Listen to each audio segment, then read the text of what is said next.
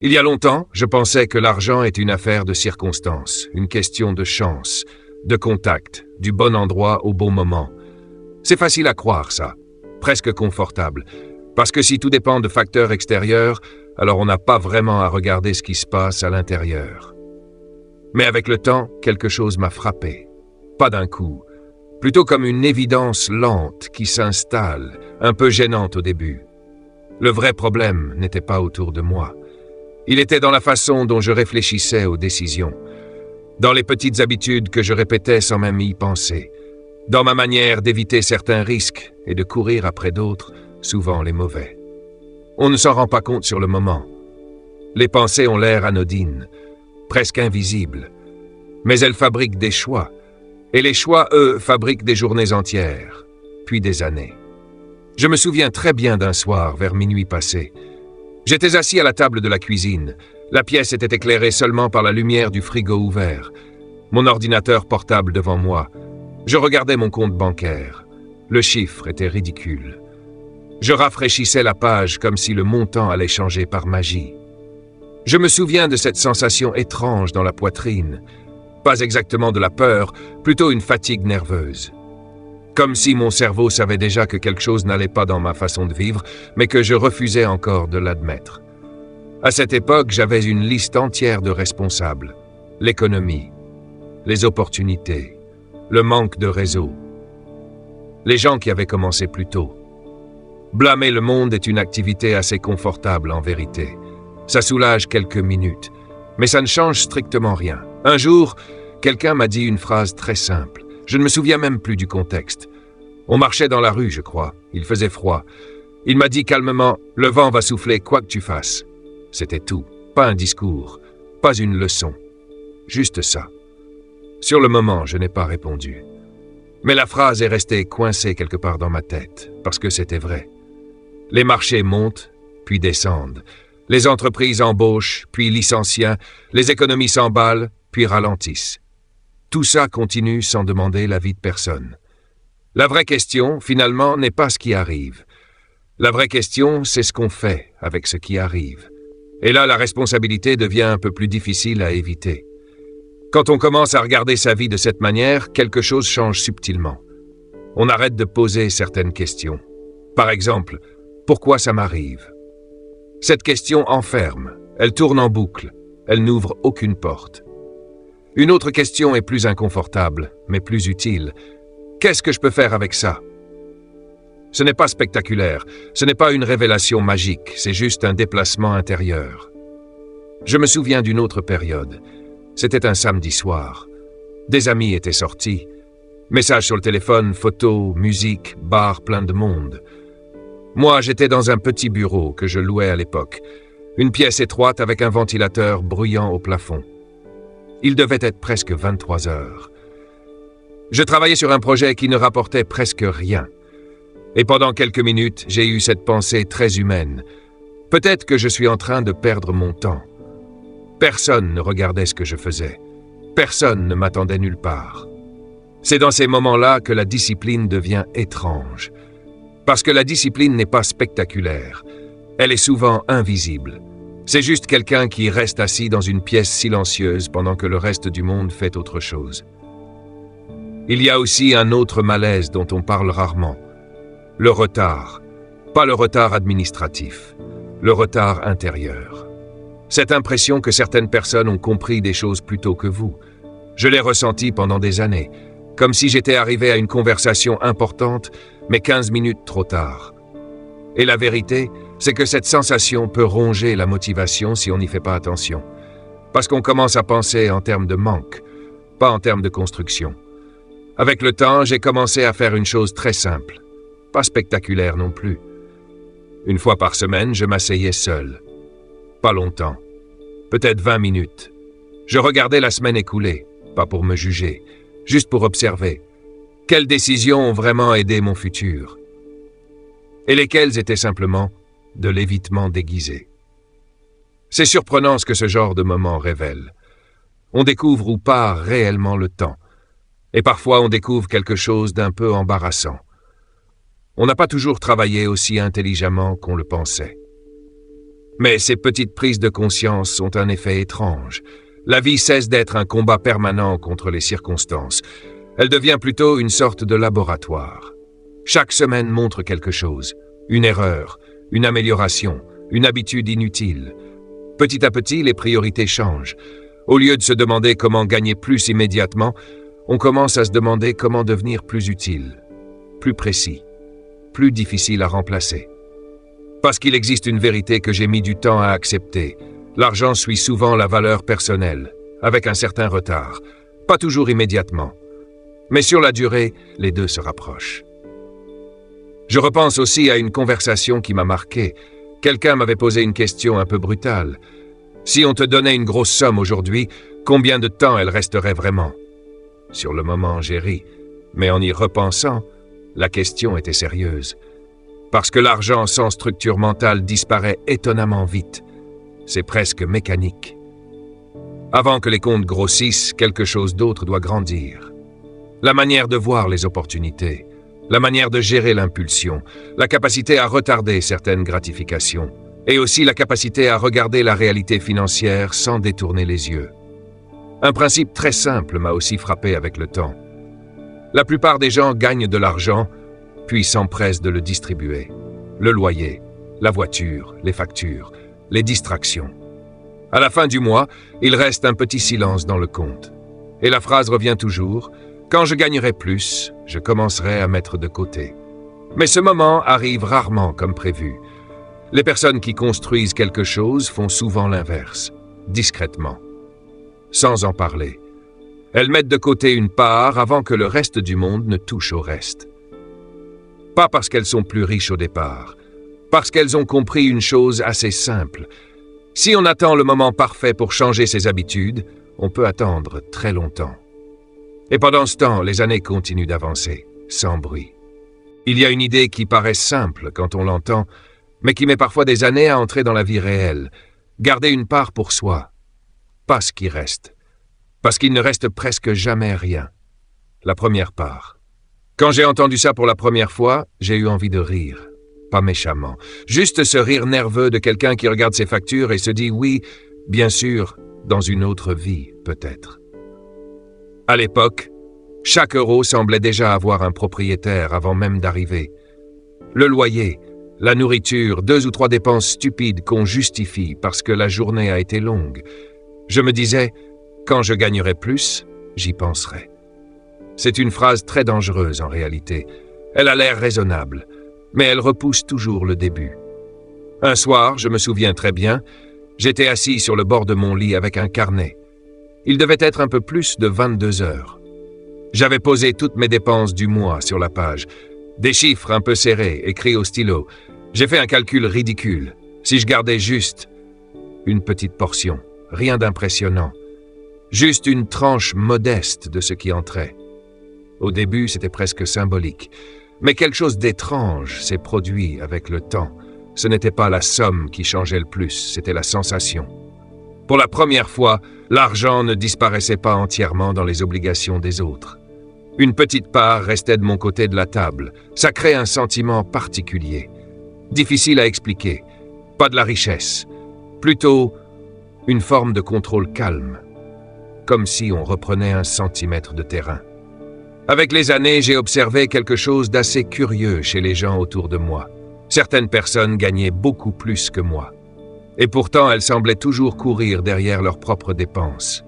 Nouveau téléphone, nouvelle voiture, un appartement un peu trop ambitieux. Chaque augmentation de revenus amenait une nouvelle version de leur vie.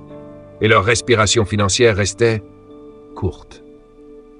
À côté de ça, j'ai vu d'autres personnes avec des revenus très ordinaires construire lentement quelque chose de solide. Pas spectaculaire, silencieux. La différence n'était presque jamais le salaire. C'était la discipline, ce qu'ils faisaient avec l'argent une fois qu'il arrivait. Il y a un autre piège dans cette histoire d'argent. Un piège très humain. Vouloir avoir l'air d'avoir réussi. Je me souviens d'un ancien collègue. Il arrivait au bureau avec une voiture impressionnante, vraiment belle. Les gens la regardaient quand il se garait. Mais un soir, en discutant tard après le travail, il m'a avoué quelque chose. La voiture lui donnait des sueurs froides tous les mois. le crédit, l'assurance, les réparations. Il vivait dans une tension permanente pour maintenir cette image, et ça m'a fait réfléchir. Beaucoup de gens achètent l'apparence de la réussite avant d'avoir construit la base. C'est un peu comme peindre la façade d'une maison, alors que les fondations ne sont pas encore sèches. Au début, ça impressionne, mais ça ne tient pas très longtemps. Avec le temps, j'ai commencé à regarder l'argent d'une manière beaucoup plus simple. Il existe 2 directions possibles. Certaines choses retirent de l'argent de ta poche, d'autres en ajoutent. Ça paraît évident dit comme ça. Mais dans la vraie vie, les gens inversent souvent l'ordre. Ils accumulent d'abord les choses qui coûtent, puis ils espèrent que leur salaire suivra. Le problème, c'est que cette logique crée une cage invisible. On doit continuer à travailler simplement pour maintenir les choses qu'on possède. Je me souviens d'une période où 2 personnes autour de moi gagnaient presque exactement la même somme. Leur trajectoire était fascinante à observer. Le premier a immédiatement amélioré son style de vie. Appartement plus grand, voiture plus récente, vacances plus coûteuses. Le second vivait presque de la même manière qu'avant, mais il achetait autre chose. Pas des objets, des actifs. Un petit investissement par-ci, une participation dans un projet, quelques actions, un bout de terrain. Rien de spectaculaire. Mais 10 ans plus tard, la différence était presque irréelle. Le premier travaillait toujours aussi dur pour soutenir son train de vie. Le second avait construit quelque chose qui travaillait pendant qu'il dormait. C'est là que j'ai compris le pouvoir étrange des actifs. Ils travaillent sans bruit, sans se plaindre, sans demander d'horaires supplémentaires. Ils produisent lentement, puis un peu plus, puis encore un peu. Et un jour, on se rend compte que l'argent commence à faire une partie du travail. Je me suis aussi imposé une petite question qui m'a évité plusieurs erreurs. Avant certaines dépenses importantes, je m'arrête. Juste quelques secondes. Et je me demande, est-ce que cette décision rend ma vie financière plus solide ou plus fragile? La réponse n'est pas toujours agréable, mais elle est rarement confuse. Il y a aussi une autre idée qui m'a longtemps dérangé. Pendant des années, je me demandais comment gagner plus. C'est la question que tout le monde pose. Mais un jour, quelqu'un m'a glissé une remarque très simple. L'argent ne répond pas aux besoins, il répond à la valeur. Sur le moment, j'ai trouvé ça un peu froid. Mais en y repensant, le monde fonctionne beaucoup comme ça. Les personnes qui résolvent des problèmes importants sont souvent mieux récompensées. Celles qui apportent des compétences rares deviennent difficiles à remplacer. À une période de ma vie, je travaillais beaucoup d'heures, mais mon revenu restait modeste.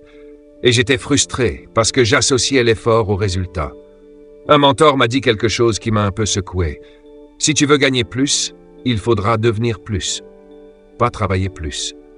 Devenir plus. Alors j'ai commencé à déplacer mon énergie. Moins d'heures simplement passées à travailler, plus d'heures passées à apprendre. Je lisais le matin, quelques pages seulement parfois. Je m'intéressais à la communication, à la manière dont les idées circulent entre les gens, à la vente aussi. Pas la vente agressive. La vraie, comprendre ce qui a de la valeur pour quelqu'un. Ces choses semblaient petites sur le moment, mais les années les ont accumulées. Les idées deviennent plus claires, les conversations plus précises, les opportunités un peu plus nombreuses. C'est un processus lent, presque invisible au quotidien. Mais un investissement en soi-même est étrange. Il continue de produire longtemps après l'effort initial. Et puis il y a une dernière chose que j'ai compris un peu tard. Travailler plus dur ne garantit pas la richesse. On peut travailler 60 ou 80 heures par semaine et rester coincé dans le même plafond, parce que le temps est limité. Personne ne peut créer plus d'heures dans une journée. La vraie bascule arrive quand le travail cesse d'être uniquement une question d'heures, quand les idées, les systèmes et les actifs commencent à participer. À ce moment-là, quelque chose change. On cesse de courir uniquement après l'argent. Et on commence doucement à construire une machine qui avance, même quand on s'arrête un instant. Pendant longtemps, j'ai cru que la richesse venait simplement du travail. Plus d'heures, plus d'efforts, plus de fatigue, une logique presque mécanique. Je me souviens très bien d'une période où mes journées ressemblaient à un long tunnel. Réveil tôt, travail, encore du travail, quelques appels, des mails tard le soir. Je pensais sincèrement que c'était la bonne direction. Mais les résultats, eux, restaient étrangement modestes, comme si je pédalais sur place. C'est dans ces moments-là qu'une idée commence à déranger doucement. Peut-être que le problème n'est pas l'effort. Peut-être que c'est la manière dont l'effort est utilisé. Un jour, quelqu'un m'a dit quelque chose qui m'a fait réfléchir pendant des semaines. Il m'a dit « Tu travailles comme un employé dans ta propre vie ». La phrase m'a piqué un peu. Pas parce qu'elle était méchante, parce qu'elle était juste. Je vendais mon temps, encore et encore. Le problème avec le temps, c'est qu'il ne se multiplie pas. Il y a 24 heures, pas une de plus. Alors j'ai commencé à regarder les choses autrement. Comment certaines personnes parvenaient-elles à produire des résultats disproportionnés par rapport à leur effort apparent? La réponse revenait souvent sous différentes formes. Le levier. Le principe est simple, presque banal quand on l'explique. Mais ses conséquences sont énormes. Un levier, c'est tout ce qui permet à une seule action de produire un effet beaucoup plus large. Des systèmes, des équipes, de la technologie, des produits reproductibles. Je me rappelle très bien le moment où j'ai compris ça concrètement. C'était dans mon premier petit projet entrepreneurial. Rien de grand. Un bureau étroit, un ordinateur un peu lent et beaucoup d'essais maladroits. Au début, tout passait par moi. Chaque tâche, chaque décision, chaque détail. Je travaillais énormément, mais les résultats restaient limités parce que j'étais le goulot d'étranglement de tout. Puis un soir, assez tard, j'ai commencé à écrire un processus. Juste une méthode simple pour que quelqu'un d'autre puisse reproduire ce que je faisais. Ce n'était pas parfait. Les premières versions étaient bancales, mais progressivement, d'autres personnes ont pu exécuter certaines tâches sans moi. Et quelque chose d'étrange s'est produit. Les résultats ont commencé à croître, sans que mes heures augmentent. C'était la première fois que je voyais le levier fonctionner. Pas spectaculaire, mais réel. C'est là qu'on comprend une chose essentielle. La richesse ne vient pas seulement des mains. Elle vient des structures qu'on construit autour de ses idées. Un système bien conçu travaille même quand on s'arrête. Et c'est un sentiment presque étrange la première fois qu'on en fait l'expérience. Mais il y a une autre fragilité dont on parle rarement. Dépendre d'un seul revenu. Pendant longtemps, ma vie financière tenait sur une seule source, un salaire. Chaque fin de mois ressemblait à un petit exercice d'équilibre. Si tout allait bien, ça passait. Mais il suffisait d'un imprévu pour que tout vacille.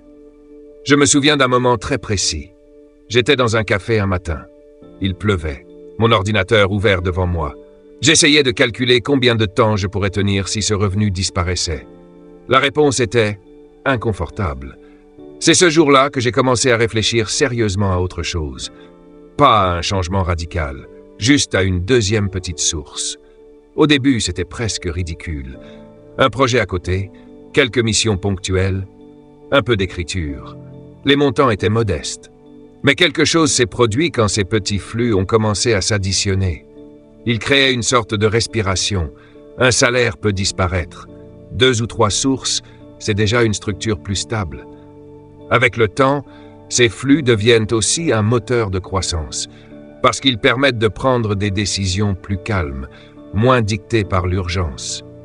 Mais il y a un autre outil qui a changé ma relation avec l'argent. Observer où il va, vraiment. Ça paraît évident. Pourtant, pendant longtemps, je vivais dans une sorte de brouillard financier. Je savais combien je gagnais, mais pas exactement comment tout disparaissait. Un jour, j'ai décidé de noter chaque dépense, pas seulement les grosses, surtout les petites. Le café pris sans réfléchir, un abonnement oublié, une application payée tous les mois. Je me souviens du moment où j'ai regardé la somme de ces petites choses. C'était embarrassant, pas catastrophique, mais révélateur. L'argent ne s'évaporait pas d'un seul coup. Il fuyait par des dizaines de petites fissures. Quand on commence à suivre ses finances de près, quelque chose change dans la tête. Chaque décision devient plus consciente.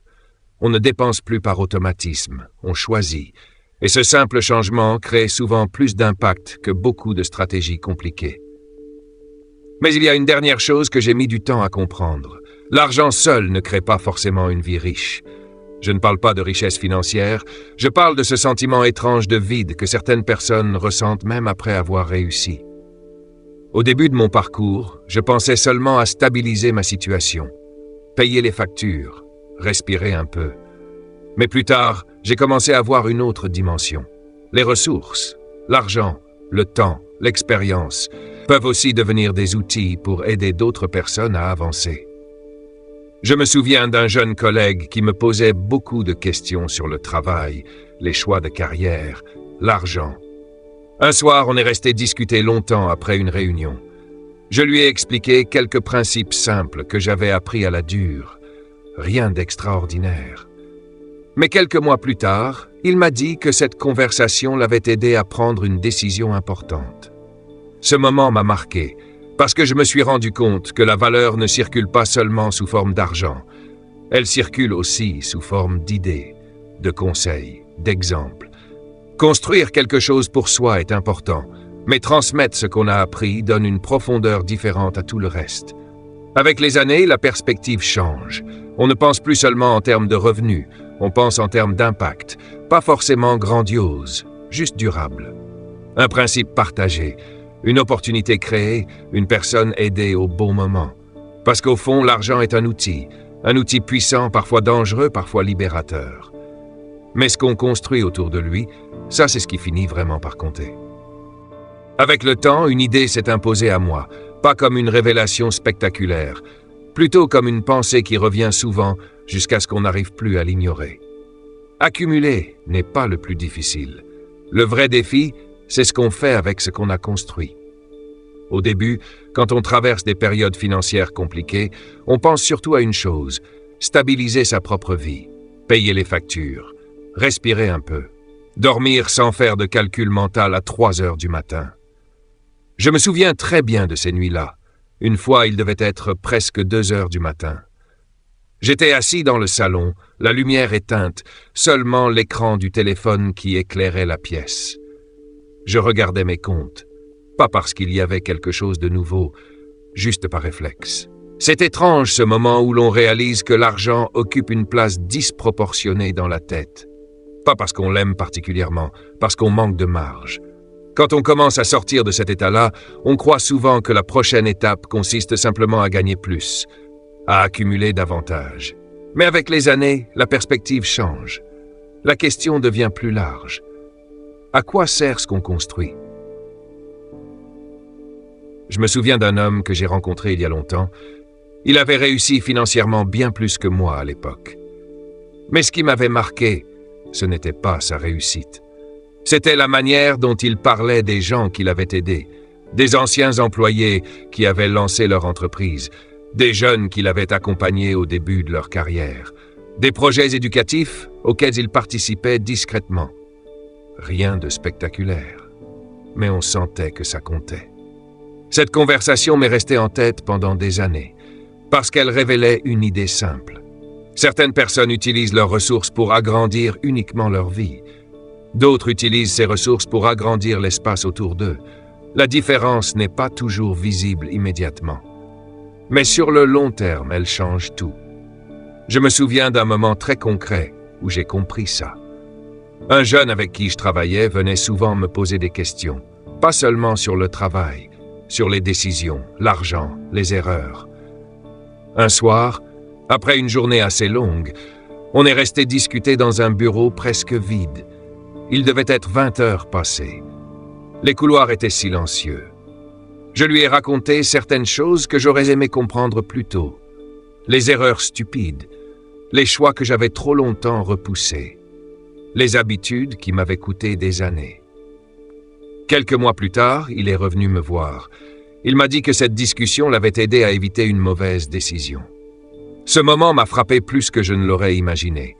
Parce qu'on comprend alors que la valeur ne circule pas seulement sous forme d'argent, elle circule aussi sous forme d'expérience, de transmission. Avec les années, j'ai commencé à voir la richesse d'une manière un peu différente. Pas comme un stock, plutôt comme un flux. Quelque chose qui peut circuler vers d'autres personnes, d'autres projets, d'autres idées. Certaines personnes créent des structures qui continuent d'aider les gens longtemps après leur départ. une entreprise bien pensée, une organisation, une méthode, une école. Ce genre de choses dépasse la durée d'une carrière. Mais pour arriver là, il faut commencer par quelque chose de plus intime. Investir dans son propre esprit. C'est un principe que j'ai appris très tôt, mais que j'ai mis du temps à appliquer sérieusement. Au début de ma vie professionnelle, je travaillais énormément pour un revenu assez modeste. Je pensais que l'effort finirait forcément par payer. Mais une réalité m'a rattrapé. Le marché ne récompense pas seulement les efforts, il récompense la valeur. Et cette valeur dépend souvent de ce qu'on sait faire et de ce qu'on comprend. Je me souviens d'une période où j'ai pris une décision très simple, consacrer un peu de temps chaque jour à apprendre quelque chose. Pas des heures, parfois juste quelques pages d'un livre. Je lisais dans le métro, dans les salles d'attente, le soir avant de dormir. Sur le moment, ça ne semblait pas changer grand-chose. Mais les idées s'accumulent lentement. Une nouvelle façon de comprendre un problème, une meilleure manière d'expliquer quelque chose, un concept qui relie plusieurs expériences. Avec le temps, ces petites briques finissent par construire quelque chose de solide. Je me suis aussi rendu compte que certaines compétences ont un effet disproportionné. Savoir communiquer clairement, par exemple, ou comprendre comment fonctionne la valeur dans un marché, ou simplement savoir écouter les besoins réels des gens. Ces compétences ne font pas beaucoup de bruit quand on les apprend, mais elles changent profondément les opportunités qui apparaissent. Il y a aussi une autre ressource qui m'a longtemps échappé, le temps. On parle souvent d'argent comme d'une ressource précieuse, mais l'argent peut revenir. Le temps, non. Je me souviens d'un moment assez banal où cette idée m'a frappé.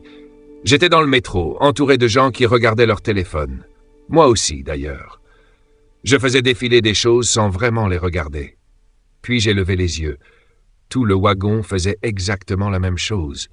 Et je me suis demandé combien d'heures disparaissaient ainsi chaque semaine.